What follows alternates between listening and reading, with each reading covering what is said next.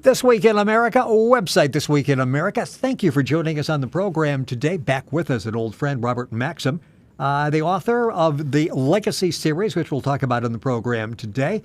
He experienced several sleep time visits to other worlds as a child, witnessed countless alien craft. These visions continue to date in both wake and sleep states. He studied concert piano starting at age 3, changed his calling to science following his visionary experiences. The book series Legacy is the culmination of these experiences shared with the world for the first time. He currently lives and works in Illinois, working in the field of information technology and science of life mentoring, and he's back with us on the program. Robert Maxum. Robert, welcome back to the show. Great to have you back with us. It's awesome to be here. Thank you, Rick. So many interesting things to talk about on the program today, and we have questions from some listeners that we'll be incorporating during the course of the program. Robert will, of course, be back with us, and if you would like to submit a question, just go to the website, thisweekinamerica.us. There's contact information there. Give me a question, and we will try to get to it on a future program. Just to briefly lay the groundwork, if you're just joining us for the first show that we did with Robert, you can find all the programs at YouTube and on iTunes by, again, going to the website, thisweekinamerica.us. And Robert's website as well, rgaetan.com. That's GAETAN.com. Background, I talk about you experiencing these visits as a child.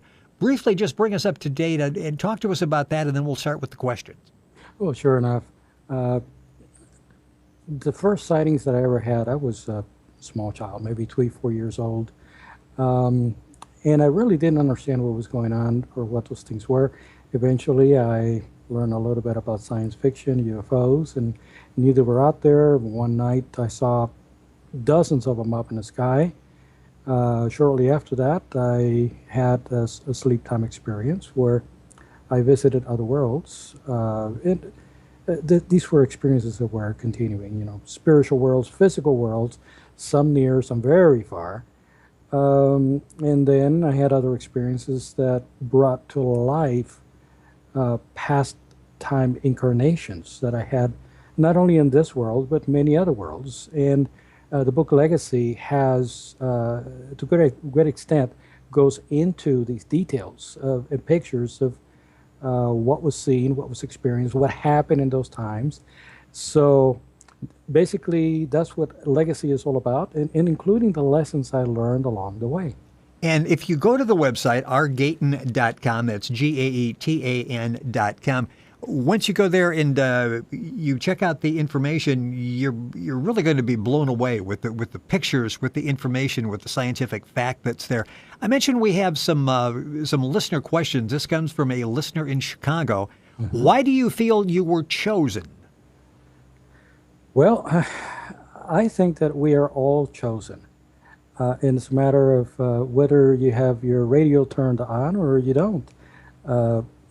Most of us spend our life listening to what we could call our lower self, our own physical instincts, our desires, and we never listen to the other side, which is the small, still voice, which in fundamental terms is basically the spirit within. And that's something that should be listened to. I made every effort to turn my life around and start listening to that voice. And before I knew it, that this was going on. I have since learned that that still small voice is basically the reason for living. Living is not spending your life watching TV or enjoying the latest car model, or as right. Some people say, living the life or live it once. That is not why we're here. We're here to learn about the spirit within, grow spiritually, and eventually evolve out of this world, and not live ignorant to the fact that the past influences the present, and the present will determine the future. This is a multi-part question. I'll read all of those, then we'll go back and touch on those. You did the first part. Why do you feel you were chosen? How common? How did you know the experience was real? Mm-hmm. And the reactions of others when you told them. And I think you might have addressed the how common. If we're receptive, it is fairly common, I think you said. It is, and a lot of people are surprised. Sometimes folks will have an experience that they cannot explain. They will think, oh, it was just a dream or my imagination. No, it was not. People need to take this seriously. That the images they see during the sleep time or during the daytime, realizations they have, feelings they have, this is all conglomeration of past experiences. And if they start studying the proper science to understand this stuff, then it will all begin to make sense. When did you realize this experience was real? As a young child, having that, you could maybe go, that's a nightmare. That's really not actually happening. How did you know it was real and it was, in fact, happening? Well, I wasn't really aware of what it was. I thought it was some atmospheric anomaly. I almost sounded like a Man in Black. It's gas from the Earth, reflecting the planet Venus, whatever. I had that type of mentality until things began to amount, and I began to have physical sightings. There was one night I was driving down Santa Ana Freeway down towards San Diego. I had a pilot in the back seat, another friend of mine in the back seat. We had a sighting, and of course, having somebody from the Air Force that can identify our type of craft and what is and what isn't, that was very helpful. So that's how I kind of got into the loop of realizing, this stuff is real. This stuff is not a fluke. And also the craft that I saw in my visions were the craft that I have been seeing time and time and time again. As a matter of fact, I'm sure we'll get to some slides. I have some slides to show you that will show these craft. Robert Maxum is our guest on This Week in America. The book series we're talking about is Legacy. The information, it's available, of course, all across the country in bookstores. His website is rgaetan.com. That's GAETAN.com. You can link onto our website and go directly there. Leads us to another question, basically what you were talking about. Do UFOs exist? Is there life on other planets? And if so, why have they not tried to contact us? Yes to the first two. And the reason of contact is something that's very extensive, but there is such a thing as a prime directive.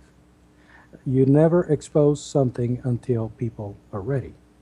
Now, is this world ready? I want to say not quite yet. The word is just getting out. Most people are not afraid of UFOs. However, people are afraid of changing the future, changing their lifestyles.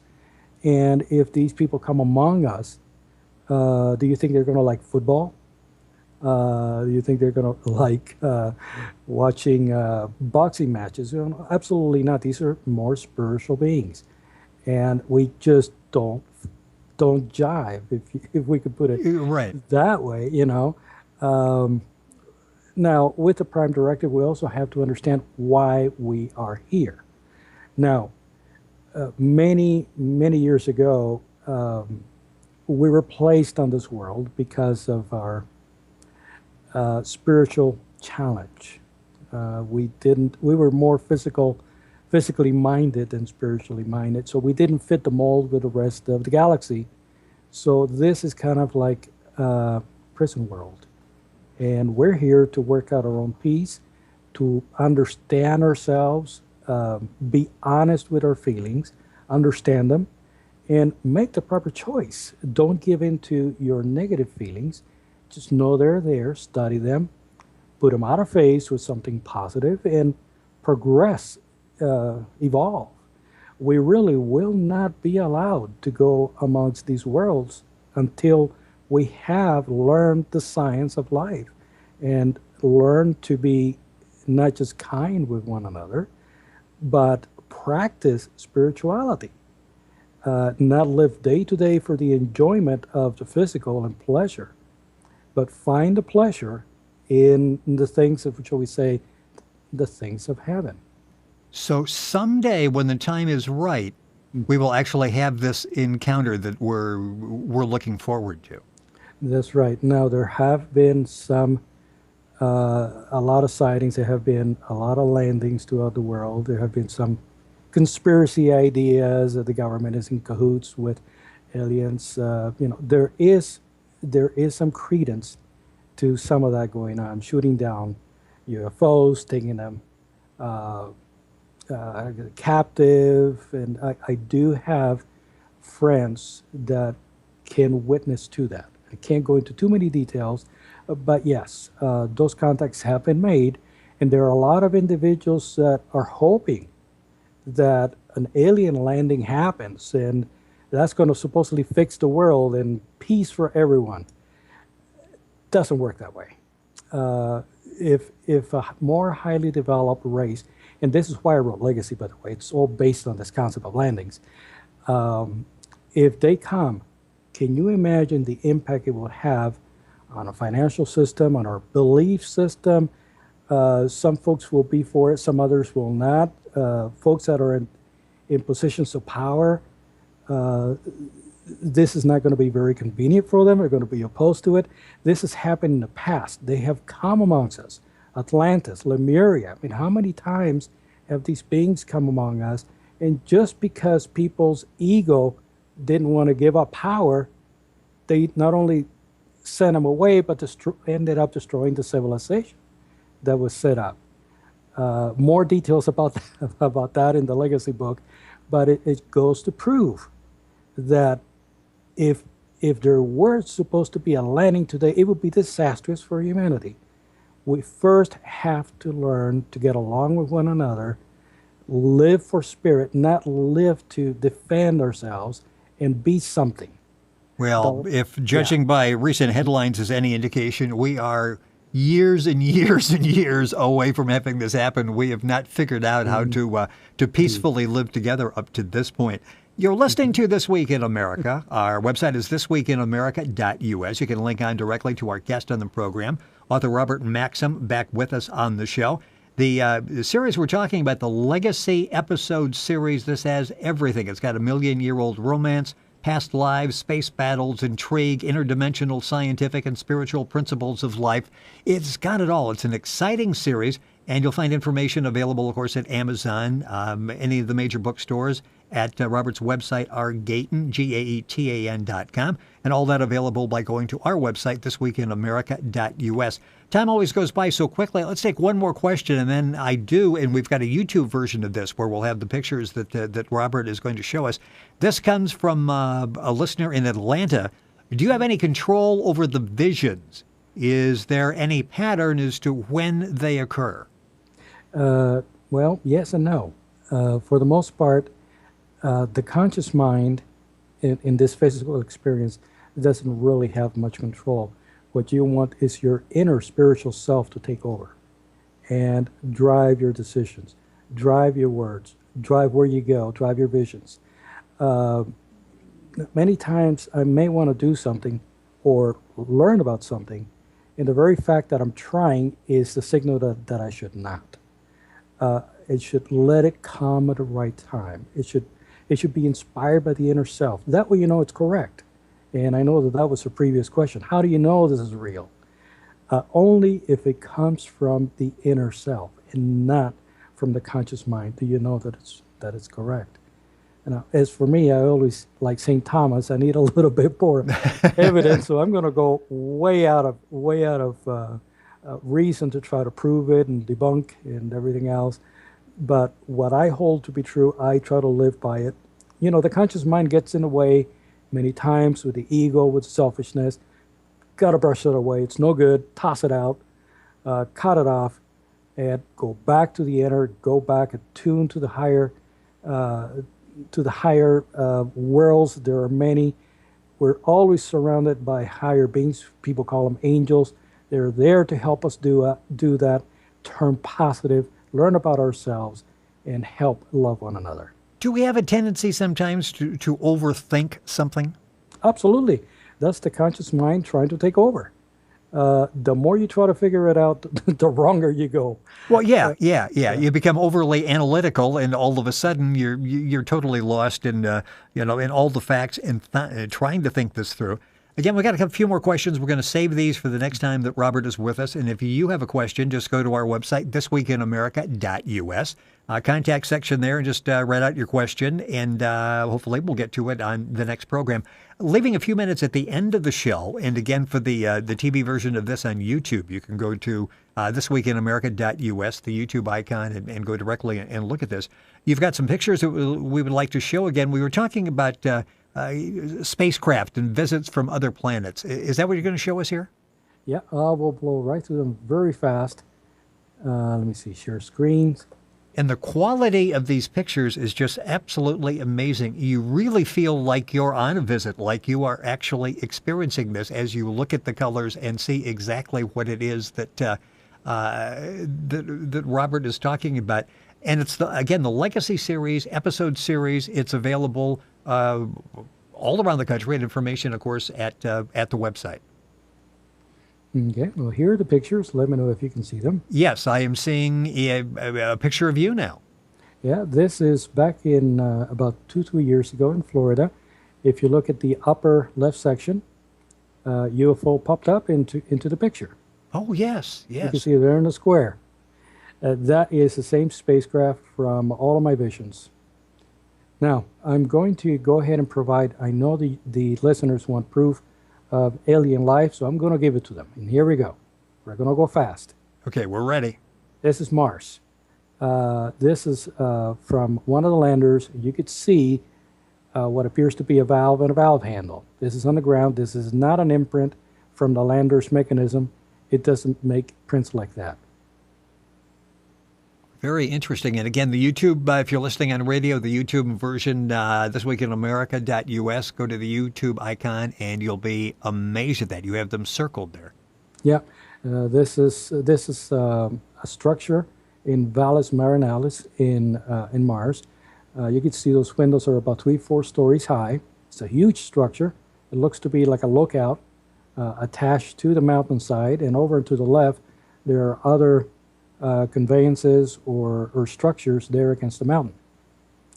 And these, what we're seeing, these are actual pictures. I mentioned before about what you've shown before, which is sort of the artist rendering of what you've seen. These are actual verifiable pictures. Yes, this is all from NASA.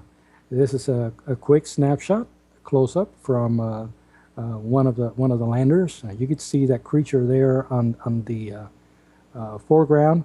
I'm about to show you a much better resolution picture of it. I was just going to ask, do you have any idea what we're seeing? And we're going to see a better picture of that. There you go. That is just interesting. Yep. How would you describe that? Well, I don't know. It looks to be like some sort of a furry bear type of creature, and it looks like the mother and its calf.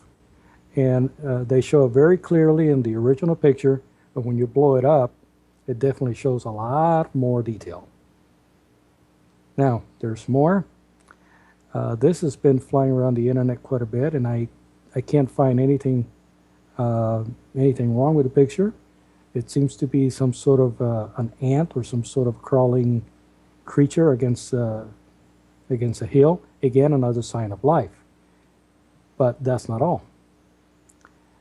This is a dual sequence of pictures that you could see. In the middle, there was something in the original photograph, and it moved on the second. Ah, yes. Now, these are the famous glass tubes. Now, most of them are covered by sand, and that's what some of the ripples are. But that bright ball that you see in the middle of the tube, that's about the size of a football stadium. Wow. That's a huge tube. It could be transportation, could be sewage, water, hard to say. But there's definitely something there, and there's hundreds of these all over the planet. Now, you can hear news from NASA that they think they found water, and they're scraping for water in the ground. There are dozens of pictures from the reconnaissance orbiters that show that there's water. Why they don't announce it, I have no idea. But there's a picture of a small lake. Here's another picture. And what you see as dots are actually trees. Interesting. And again, these are NASA photos that Robert is showing us. Got about a minute left in the program, and this is just this is compelling imagery. Yeah, this is a close-up of the trees. This is all on the website. This is now the moon, and you could see a bullet-like spacecraft in that crater. That spacecraft is about 20 miles in size. Wow. Here's another one. I know I've said that a lot. Wow, but I'm seeing these for the first time, and that seems to be an apt description. Yeah, this is a LEM picture. I believe it's Apollo 11. In that picture, which was published, look at everything that's on the ground. Once again, these are NASA photos. Yep. More structures. And this is a huge base. It's a little out of focus, but you can make out just the complexity and the size of it. Yes. Now this is Saturn, and you can see a cigar-shaped spacecraft following the Earth spacecraft as it get into orbit. Now this is Pluto. This is a recent picture. You can see that square feature with an entrance on it on Pluto. And this is another Pluto picture. And you can see those four symmetrical structures on the ground there on the left. Yes. So this tells us all of these worlds are populated in one way or another. And these are man-made structures. Now, I mentioned that we'll have these in the YouTube channel. You also have these pictures. We can find them at your website? Yes. And again, just go to Gaetan, GAETAN.com. And you can link on directly by going to our website, thisweekinamerica.us.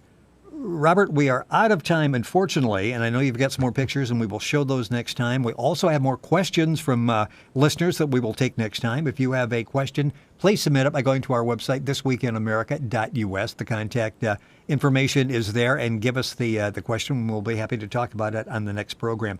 It is always fascinating having you with us on the program. Robert, thank you so much for joining us. And again, all of this is based in the Legacy episode series. The books are available at Amazon all across the country, and information available at the website as well. Always fascinating. Thank you for being with us. Thank you, Rick. You're listening to This Week in America, website thisweekinamerica.us.